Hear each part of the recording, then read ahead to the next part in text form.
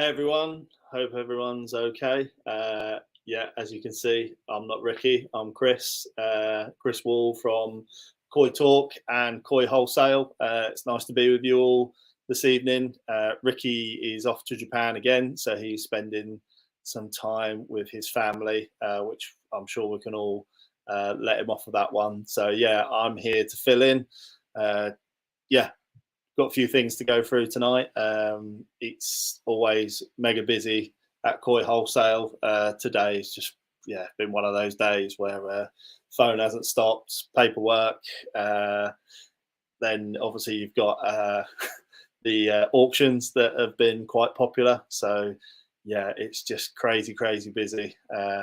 Literally into the evenings, early morning. Yeah, it's all good fun. So yeah, I thought I would, obviously we're going to answer some questions today, but then I thought I'd give you a bit of an insight to myself, my experiences, my time in Japan, and yeah, sort of give everyone a bit of an insight, because when I first went over to Japan, I was one of these I was one of these guys that was sort of quite naive and thought that when I go over there, I'm going to reinvent the wheel and I can do this and I can do that. And it turns out there's a reason why things are done the way they are.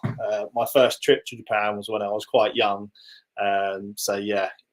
My business acumen, my enthusiasm sort of far outstretched the realities of what could be achieved. So I'll delve into the history of how I find myself in this position these days, and hopefully people will be a bit interested in it.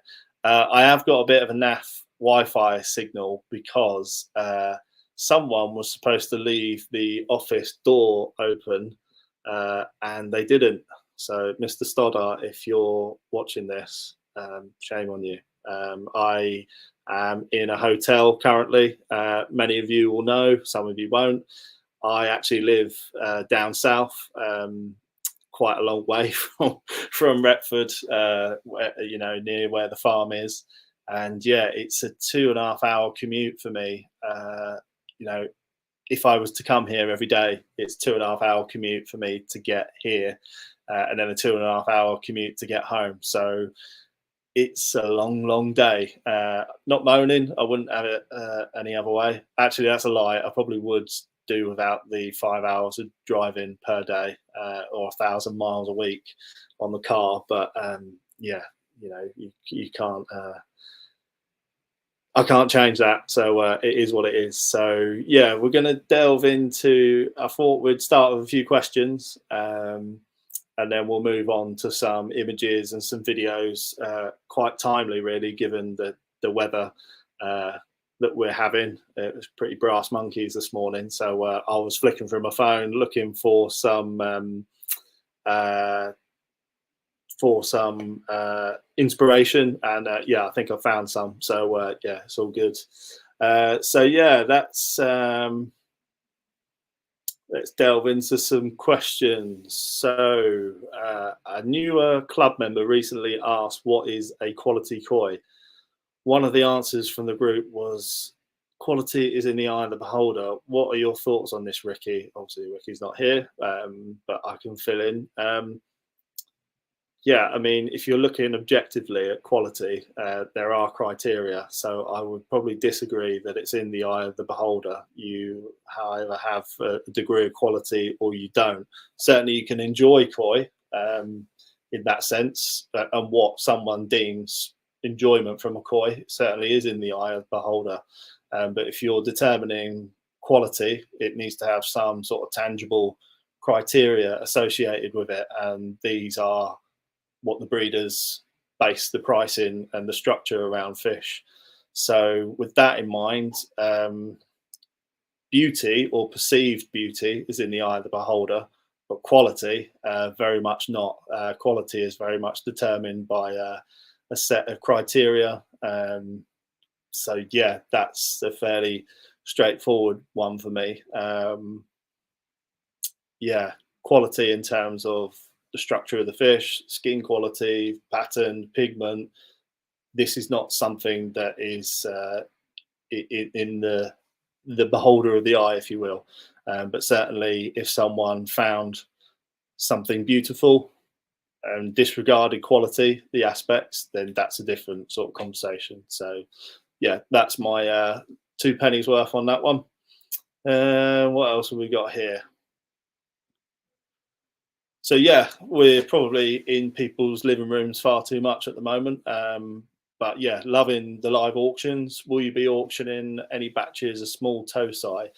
Probably not batches of tosai, although never say never. Certainly not our intentions to sort of start competing with the dealers that we supply. Yeah, it's a bit of an upgrade, this, isn't it? Yeah, so with that in mind, we're really just sort of looking at some of the higher quality fish that perhaps our dealers wouldn't look to stock naturally. But never say never. I mean, we're really enjoying the auction experience, and we've had from the feedback, I know a lot of people are enjoying it as well. It's something different, you know. It's certainly, we're not short of variety, quality. And we like to think that we can hit a lot of price points across the board. Last night was a classic example that you know, there are real real bargains to be had. There was a few fish that went last night that were way under market value, and I mean significantly under market value. But that is the nature of auctions, and we're delighted, you know, that people are getting involved and they're enjoying it. And I think the production and the way we do it has really sort of set the benchmark for that in terms of that. Few issues that we've got in terms of lagging in the streaming side of things, but we'll work on that, and moving forward, it'll be a much smoother process. Let's have a look. What have we got here?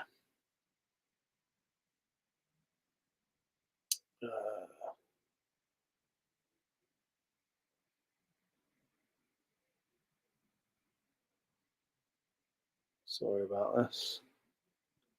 Oh, this is a good one. I'm intrigued about insect meal. What are your thoughts on it? So when we get talking about some of the more technical things, Ricky has a habit of sort of rolling his eyes at me because I am pretty geeky when it comes to this sort of stuff. I've got one of those brains where I need to know the ins and outs of everything. Whereas some people are like, don't bore me with the details, just let me know what I need to know. So it is actually a subject I've written quite a bit out, quite a bit about, done quite a lot of research, and, you know, been in and around the production of things. I will give my view on it. And this is probably coming from a bit more of a scientific background. So yeah, here we go. In terms of mass, or the conversion of food to mass in fish, one of the issues that you have with carp is they've got a very specific digestive tract. Specific in a sense that it can absorb certain amino acids which make up proteins or protein in food. Now, once you deviate from that form of amino acid, it's increasingly difficult for the fish to extract that amino acid and generate mass, or convert into energy for immunity or just bodily functions. This is why with certain foods, or tends to be cheaper foods, that there's a lot of waste.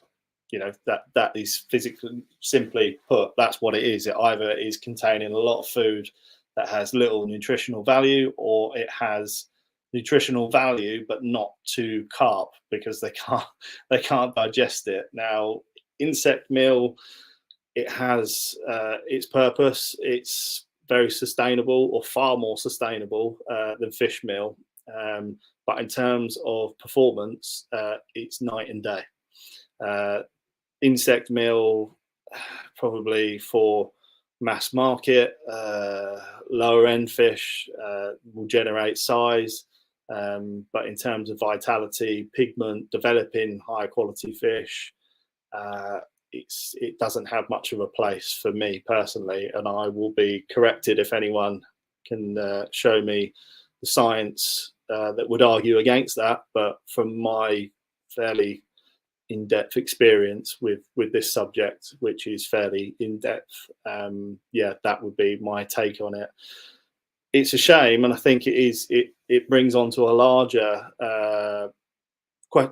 conversation about sustainability in the industry.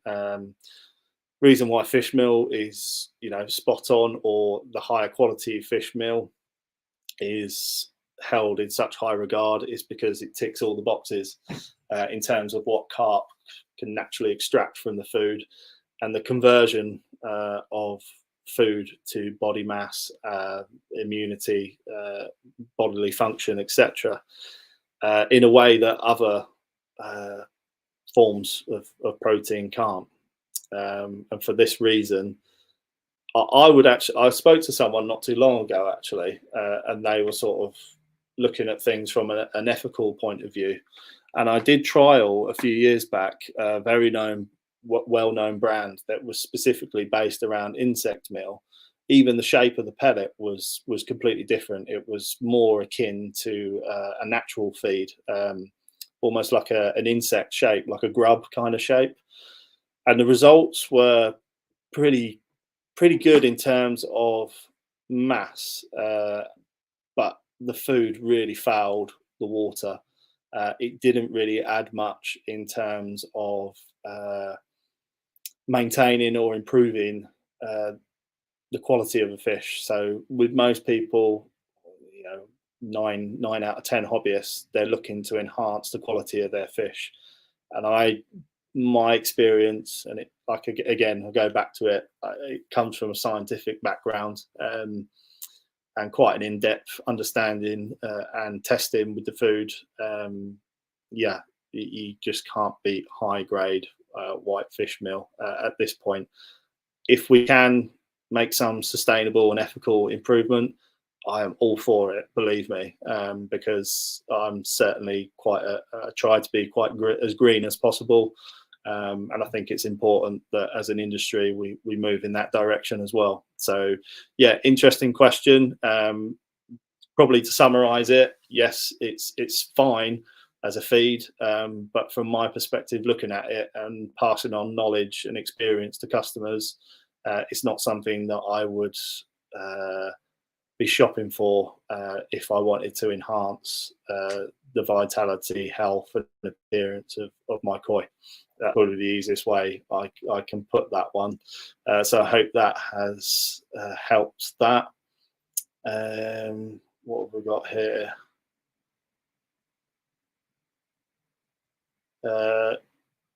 Another food question, but it kind of leads on to it. So do you ever set a pond aside to trial other foods instead of sake akari? Both Ricky and myself, for many years, trialed lots of foods, lots of different scenarios, and we could continue trialing foods. Certainly sake akari is not the cheapest option by any means. You know, there's a lot of cheaper foods that we could try, but it simply comes down to results at the end of the day. Since sort of dealing with sake akari, the body mass that you can develop on the fish, just the general appearance of the fish. I remember years ago, and this is going back quite a way, when I used to go and do pond visits and that sort of stuff, and help people out when I used to run the shop. I could always tell what customers were using sake akari just before I even, you know, some of them wouldn't even buy the food off of me. I could just tell, just looking at the fish, you know, if the water's in good condition, the fish just glow. They have a mass about them, the color, pigment, shine on the fish. So yeah, there's something about that food which is just on another level. And to this day, there's foods that sort of, you know, mimic the results, but yeah, they don't, in my opinion, they don't come close. And you know, it's priced the way it is. Okay, we could argue about the price not being so attainable, but when you break it down, we've done some fairly in-depth analysis on this. When you actually break it down for the conversion that you get in terms of weight and body mass on the fish, yeah, it's quite shocking really when you compare it to sort of cheaper, lower quality foods. So yeah, we're getting a bit food orientated here. So yeah, let's move on to something else. Let's have a look. So this is a good one.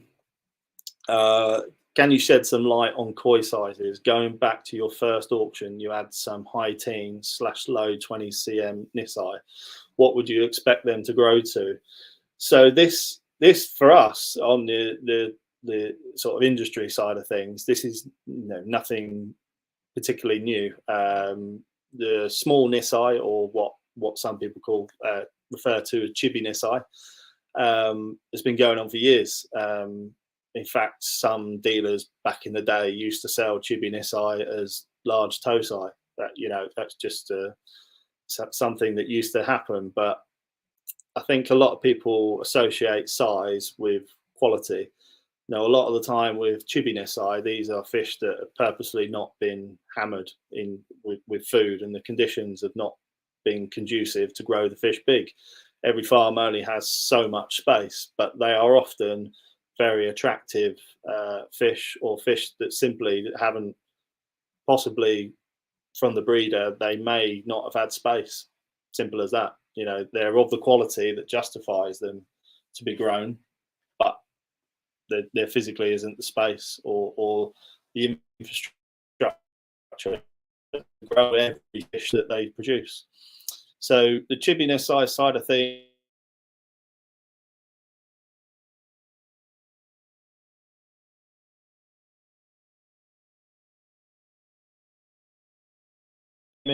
thumbs up. Yeah, I'm back. Hopefully you can all still hear me.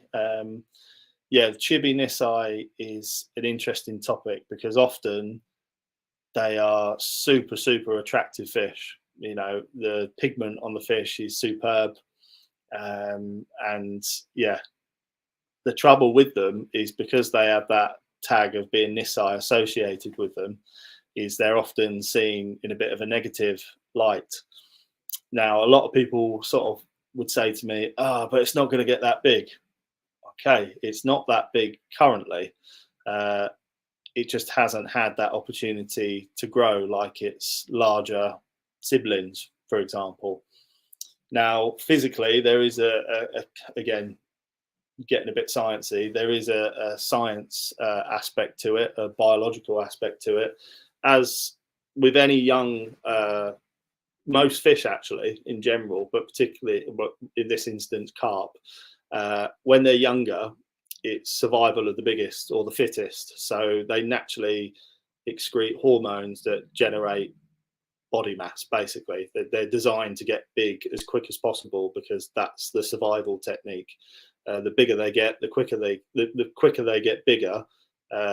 It helps with their survival. They're less predators. You looking at a small fry, for example, they're subject to lots of predators, even in the UK, insects, larvae, you name it. Their immune system can't flourish because they physically don't have the resources to fight against anything. So with that in mind, get big, get quickly. That's the genetic predisposition of most fish. When it comes to koi, they need that environment to be able to do that. Nature allows the natural cycle for that to happen. So what happens is, as the fish get older, naturally these growth hormones reduce. So there is an argument to be had, but at the age of sort of young Nisai, you've still got potential to grow the fish there. So with that in mind, a lot of the chibi Nisai still have the potential, the propensity to grow. Often you'll find that there's a classic breeder, Aoki, a breeder that many of you will be familiar with. does a lot of Deutsch metallic fish, and one of his specialities is chibi nisai. It's what everyone flocks to. That's what they want. Small fish, you know, yeah, 20 to 25 cm, 2 years old. And it's funny, really, because when you go back, sort of, it's only sort of in recent sort of 15, 20 years or so that people are expecting tosai to be sort of 40, 45 cm. It's just not, you know, it's just not the case. Majority of tosai are, you know, anywhere from sort of 10 to 15, 18 cm. So it's only the assumption that when you're seeing these big breeders churning out regular sort of absolute monster tosai, that chibi nisai seem really, really small and out of place. And in actual fact, chibi nisai, I used to have a customer who was fairly active on the show scene, and chibi nisai was his thing because they were perfect. That they were full-bodied fish. The skin was very, you know, the skin, when you're growing young fish, you tend to stretch pigment. You tend to the finish on the fish and the gloss, skin quality is lessened. But chibi nisai, everything is peak. You know, the body, you can control the size of the fish. The pigment is very, very up on the skin, because the fish aren't growing rapidly. So perfect little fish for shows, and he did incredibly well. But everyone was always under the assumption that some of his fish were sansai and sort of sat at about 30, 35 cm.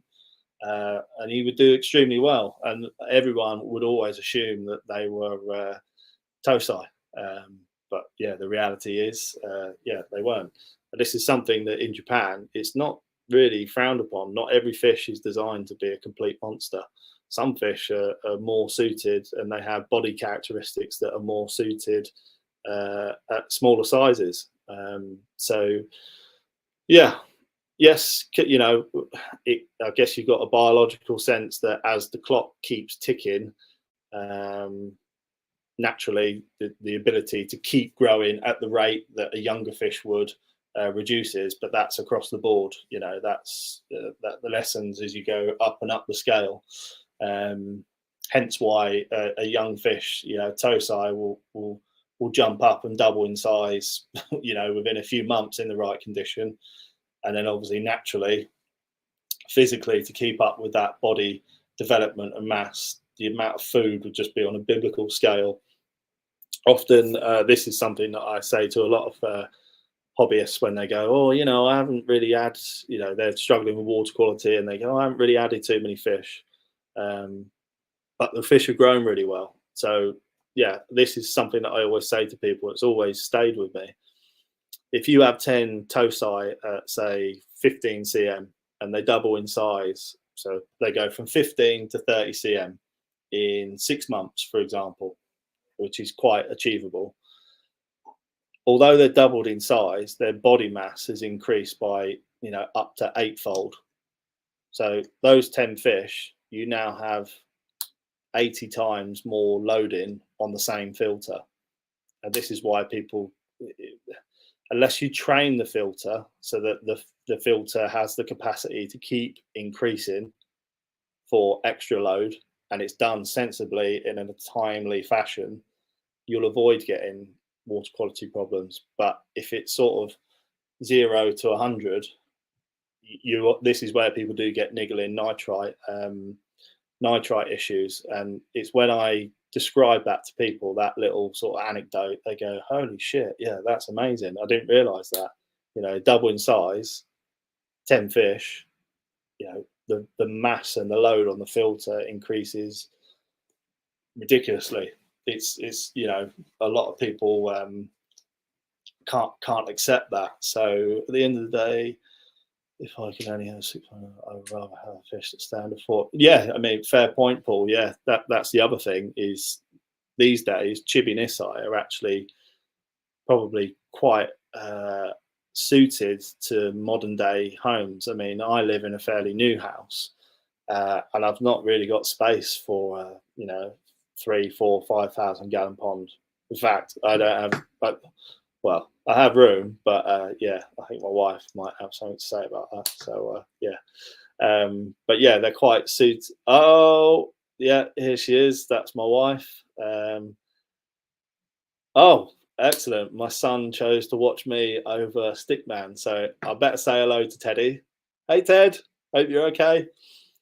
Yeah, my little boy, he's a bit of a handful. But yeah, absolutely love him to bits. That's funny enough. If we're sort of talking like about what I do and the time spent, that's probably I absolutely love what I do. So passionate about it. Producing the magazine, working at Koi Wholesale, dealing with the fish day in day out. The knowledge that I have and the passion is just it just spills out of me sometimes.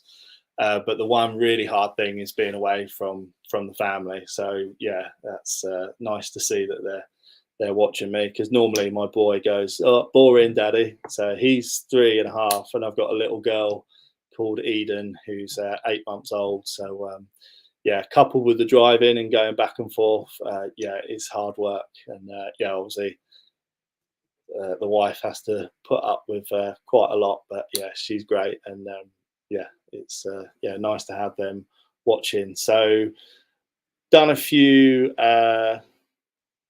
done a few pictures for you, sort of going down memory lane a little bit.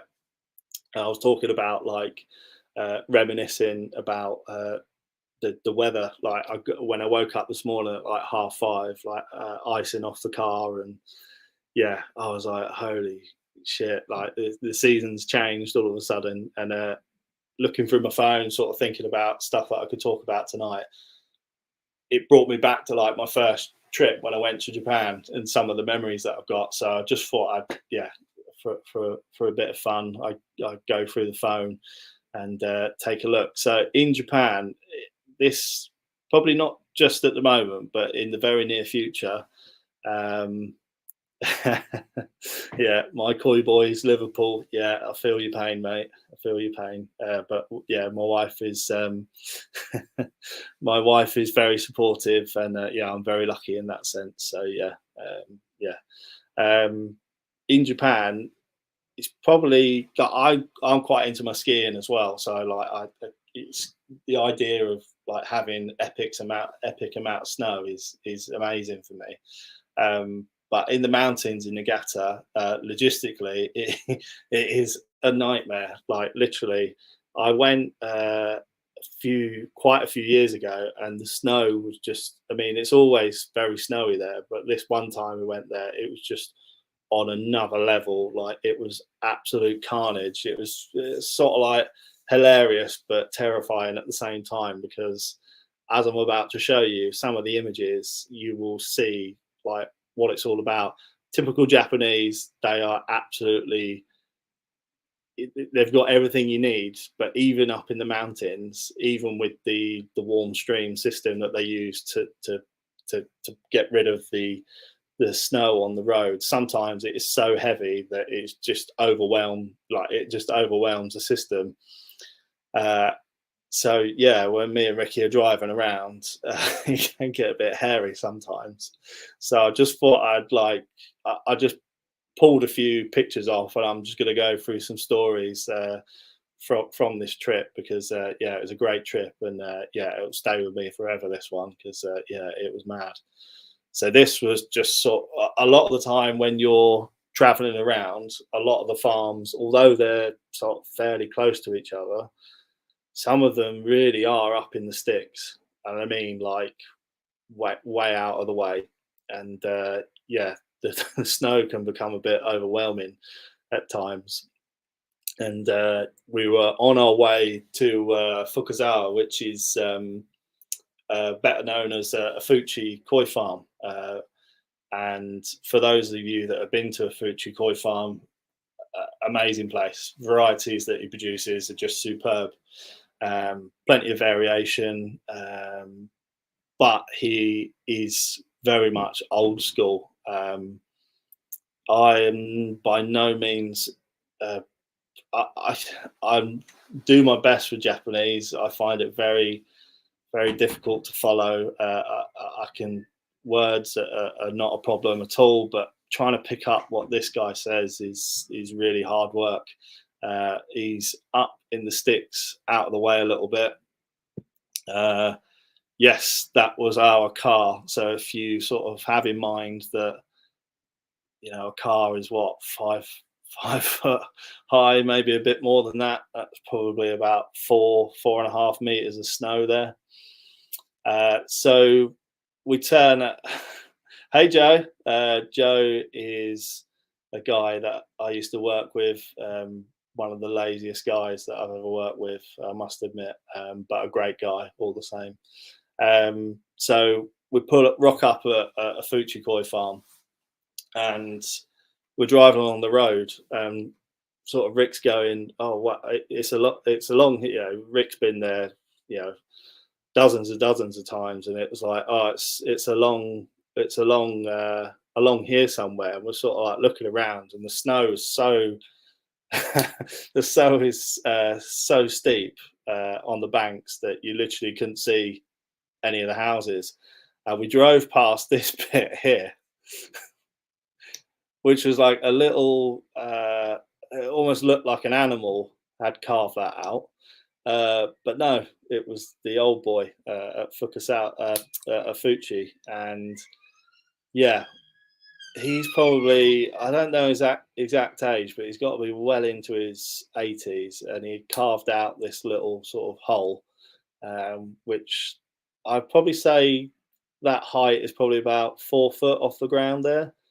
So you had to sort of jump up and fling yourself over the top, and just behind it you can see the fish house. And it was just, it's just one of those things where I'd never seen it that bad before. Like, I'd heard about it, but yeah, it was just wild. And we went in there, and then once we got in there, we realised that there was a load of other dealers in there as well, and it was just proper amusing. To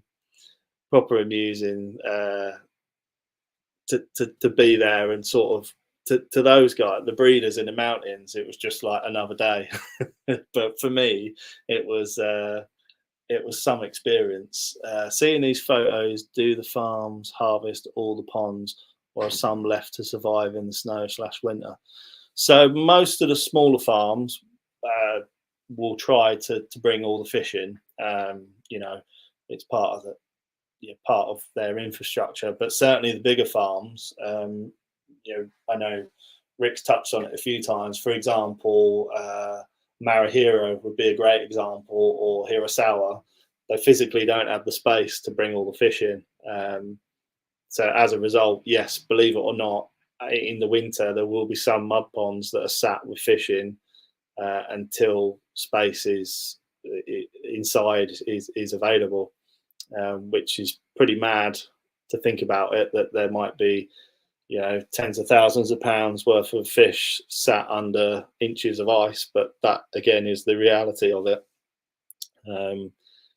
Living life in the mountains, the infrastructure is very limited. So yeah, believe it or not, yes, some farms do keep fish outside, particularly the bigger ones. So yeah, that was a sort of an amusing little story that I had. This is, hey Ian, no problem at all. I've just been boring everyone. This was, again, a little bit out the way. A guy called Kobayashi, which was sort of like, way out in the sticks. And again, if you can sort of try and make what, I've just missed the top of the roof there, but this snow had obviously collapsed off the roof of the koi house and basically come down. And you can imagine if you were underneath that caused some serious issues. And one of the breeders, Makoto from NND, he's got some terrific stories of people from back in the day. I couldn't quite work out whether he was referring to himself or whether he was referring to other breeders, but from like his dad's and his grandfather's generation, where literally in some parts of Niigata, in the mountains, they would get cut off completely. And I mean, when I say cut off completely, the roads would be gone completely. And from sort of December till February or March time, that would be them. And they would live in the house, and to eat, it would literally be a case of, yeah, getting a fish out the pond and eating it. It was a real survival mode. And it's just, yeah, it's unbelievable to think that what the koi industry is now, where it came from. It's just, I don't know how, with modern day koi keeping, like if you think back to the fact that they, you know, they barely had power, they barely had the ability to move anywhere when the snows came down. It's just, yeah, unbelievable, unbelievable. I've got a few videos as well. So this is just sort of following. This is Marihiro in front of us. So this is a breeder that a lot of you will know about. Yeah, driving around in his little pickup, and yeah, the way they fly around those mountains is unbelievable. But those little cars, they handle like something like you wouldn't believe. They're awesome. But yeah, this is just like behind the scenes. This is his route to work. Unbelievable. It's absolutely crazy. Another moving into a fish house. Just the snow is just on another level, and it makes everything 10 times as hard. Stunning, beautiful. You know, you can't get away from that. But the logistics of it, you know, when the big trucks are driving up there to do the shipments and take all the fish down to Narita or Hanoi or wherever they're shipping from, it's just unbelievable. And funny enough, there was when you've got like when you're driving around, you've got all these curiosities, and you sometimes see things that you've not seen before. You might poke your head in, or you speak to a breeder and they let you know that a new fish house, or they've got a new fish house, or anything like that. So you never, you know, it's always full of surprising things. And when I was younger, one of my first trips there, I don't know whether everyone picked up on it earlier, but I sort of was under the impression that, you know, I could go to Japan, and I thought I had a pretty good eye for buying fish, and I'd go to the breeders and pick out the best small fish, and then blah, blah, blah. And then obviously on my first trip when I got there, the reality soon kicked in that you can't do that. And it's something that I often comment on to customers about sort of smaller, higher quality fish, because the breeders don't want to let these fish go purely from, it's not just monetary value. That is one aspect. The real aspect, or certainly very high up on their agenda, is making sure that their blood, sweat and tears, their brand, their product is reared in a way that does justice to the fish. You can imagine if you've got a fish with really, really high potential, and they can put it on the show scene, and someone comes along and says, yeah, I'll have that as Tosai, then that, for them, that kills the next few years of that fish's potential or life in their eyes. So not all fish they want to release. So there was one scenario where I went to a farm called a Hiroi Koi Farm. It's subsequently one of my favourite farms in Niigata. Hey Lee, how you doing, buddy? Just epic farm, like the quality of his fish. You probably, if those of you who've been watching the auctions, you've probably seen some. He does Deutsch Go Sanki in general, particularly Deutsch Showa, Goshki, Gimrin Goshki, Gimrin Showa. Yeah, amazing breeder. He really is. The quality, the levels of quality and the standard of the fish are very good indeed. And I'd known about the farm, and I rocked up and I said to my agent, how much for hand picking? Sort of thinking like, the breeder's going to net this whole pond of Tosai for me, and I'm going to pick all the best ones out. And my agent sort of looked at me as if to say, like, what are you on about? I said, can you ask him? And they spoke in Japanese, and yeah, he basically burst out laughing at me. In a nutshell, he was like, yeah, no chance, forget it. So all this vision that I had of going out there and selecting, 10 of his best fish from his Tosai ponds was completely, a stupid thought. And I quickly learned that, that is something that very, very rarely, I've had it on a few occasions with smaller Tosai ponds, where with some of the smaller breeders, where if they've already removed their tatigoi, they will actually let you select if you commit to a certain amount of fish. For example, I've done it at Marahiro in some of his ponds. I've done it at Maraju as well, with Garomo, and a few other breeders as well. So it's not that it can't be done, but you certainly have to commit to numbers, which for a lot of dealers is not so viable. It's difficult. But then it comes on to what can be expected when you're sort of buying Tosai in Japan. And generally speaking, if ever you are able to prize fish away that the breeders want to keep as Tosai, you're generally going to be paying for it. If you just look at it put all the sentiment, the love, the passion for it all aside, from a business acumen point of view, why would you sell something today at a cheaper price when you know potentially in a year and a half time you could sell it for 4, 5, 6, 7, 8, 10 times the price?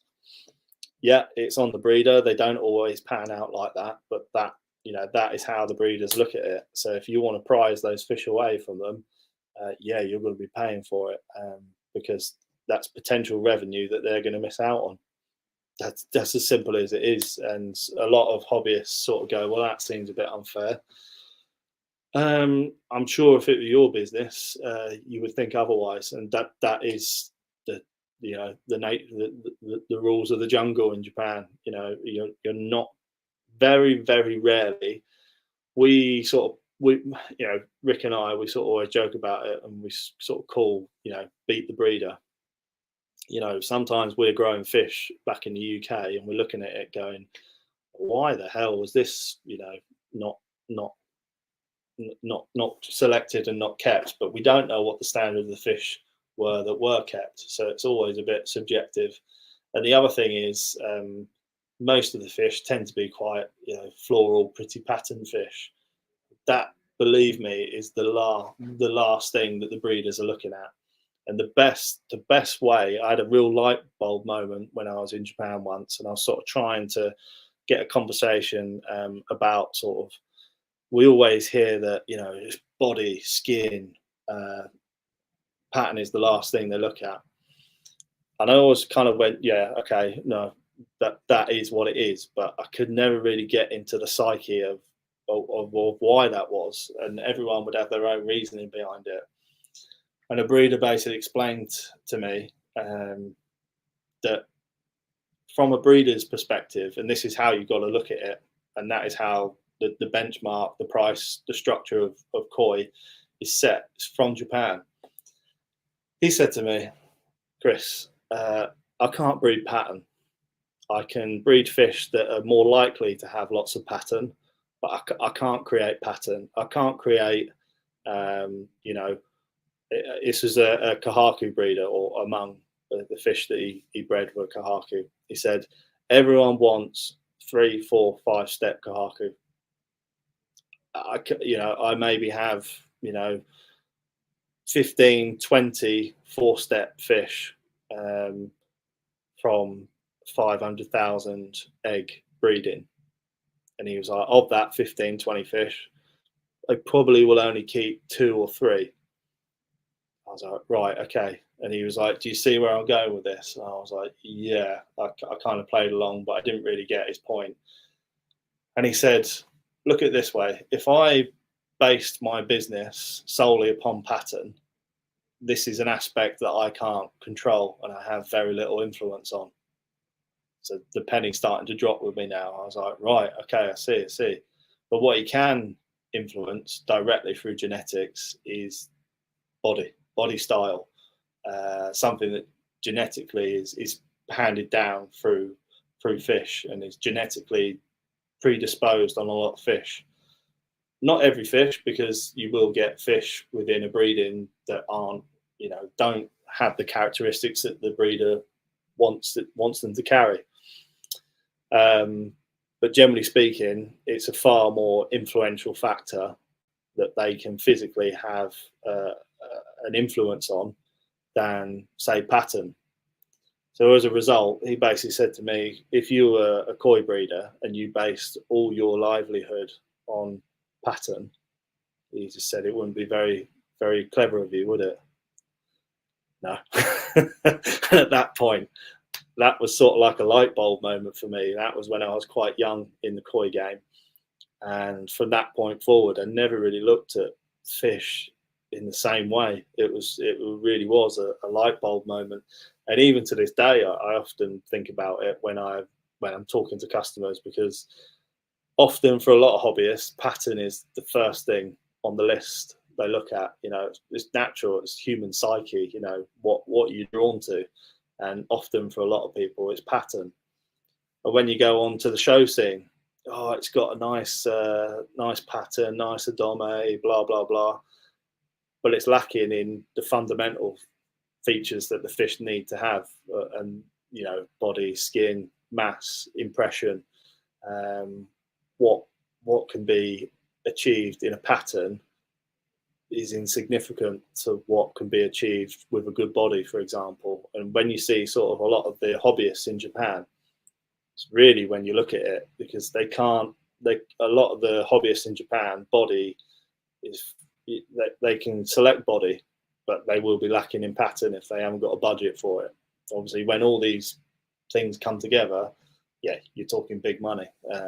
That's, again, as insignificant pattern is to a breeder at times, they're not stupid. If they've got a fish that is big body, potential to get really, really big, super pattern, super pigment, ticks all the boxes, yeah, you can guarantee that's going for big money. You've only got to look at Narita's event, Ryuki Narita. If you haven't checked it out, check out his art collection that's coming up this week. There's even some male fish in there. I think there's a male fish in there that's starting bid is about 5-6 million yen from Sakai, 2-year-old fish. Yeah, to give you some sort of conversion on that, that's probably about 6, 12, best part of 30 grand. For a male fish, and that's a starting bid. There's a fish, a Sankey in there as well, which has got a starting bid of about 15 million yen, which, you're probably looking at about, do the maths, 90 odd grand, something like that. It's just insane. It's just on another level, and it really, fish like that, the glamour behind it is just, unbelievable. And it does take it out the realms of sanity, really. Fish like that, as amazing as they are, it is bonkers that they go for these prices. But fair play to the breeders. If they can charge these prices, as someone wants to pay for them, then it is what it is. Question here from Ian. So if Joe Bloggs is able to ever get to travel to Japan, what sort of fish would the breeders allow them to buy? Not going anytime soon.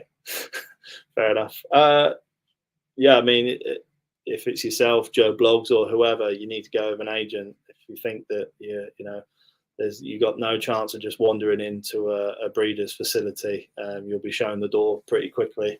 So you'll need to go with an agent, and generally speaking, it's kind of one of those things. Everything is for sale to a degree, but there are just fish that they don't want they don't want to let go because of the reasons that I mentioned earlier. If they think they've got something really, really special, they don't want to be in the position where they're sort of asking a price that really is quite that they would deem as being insulting. A small fish, and they say, I really want it, I really want it. Sometimes you'll push a breeder and they'll just say it's not for sale, because they don't want to be put in the position where they quote such a ridiculously high price that it comes across as an insult. So generally speaking, most of the fish are for sale to a degree, but there will be fish in and amongst mixes if they haven't done selections. For example, some of the breeders are growing fish on inside, and they might have some jumbo tosi, and you sort of ask, prices, and they'll just say, Tatigoi, or they haven't done selections, or come back another time, and we can have a look at them. So yeah, it changes. It literally, sometimes it depends which way the wind's blowing. It really does. That's something that people can't really get their heads around. We have at Koi Wholesale, we base a lot of what we do on Japan, and it might be a fish with a lot of potential. 1 week is a fish that we deem not to have so much potential a month later, and it's not kept to grow anymore. Does it mean that that fish is low quality? No, it just means that it's the right time to sell the fish, and that's the same with any koi. There's always going to be potential to improve or not. That's the reality of it. We just always hope, and the same as hobbyists, that the selections that you make have that positive step moving forward. If everything were guaranteed in koi, then it'd be a lot less interested in my views. So yeah, it's a fascinating place. I just thought I'd share a few sort of stories and reminisce about it. Obviously, since I've had children, I think I've been there. Last time I went was just before COVID, which was weird, because obviously my little boy was quite young at that point, and being a new dad, it was really difficult to go over there. And when we came back, all the masks had sold out at the train stations, and we were kind of thinking, oh, what's going on here, and then lo and behold, sort of a few weeks later after landing, the whole world came to a stop, and that was that. The rest is history, as they say. I've just got one little picture here that I want to show with you. Just made me laugh when I was going through my pictures. Here he is, the main man himself, looking as interested as ever. This is that's Ricky in the middle, by the way. This is what a boy. The guy on the left, you've probably seen in Evo's videos. Ricky took Evo from Koi Partner to Takano, a breeder, Sankey breeder in Japan. Not particularly commercialized breeder at all, but what a guy. Took us out after a day at his place. Absolutely superb breeder. And I think Rick's probably a little bit jet lagged there by the looks of things, but that's it, Lee Takano. But it was like that night he then took us out to karaoke, and Ricky was dead set about not doing karaoke, so I had to step up and did a little rendition of Shaggy, It Wasn't Me, which was all good. So lots of stories from Japan. Lots of great experiences. It's and you know what, the closest weirdly enough, that wasn't actually that long ago. I think we're both aging at quite a rate now. But it is a great place, and I think sometimes it's easy, when Ricky's talking, he's, some people sort of think that he's got sort of rose tinted glasses on what he's achieved and what he's got at Koi Wholesale. But having been a customer and now having been like a colleague and a business partner with him, I can be a bit more objective about it. And what has been created at Koi Wholesale really is unique. It really is. I don't know of any other facility. Well, I've been to a lot around Europe, certainly the UK, that can rival the results that have been achieved up there, and just the drive every day behind the business, and the passion. It's great to be a part of. It's hard work, don't get me wrong, it really is. But I guess ultimately, when you love what you're doing, it makes it that little bit easier. So yeah, there we go. I am often behind the scenes. You may or may not know that.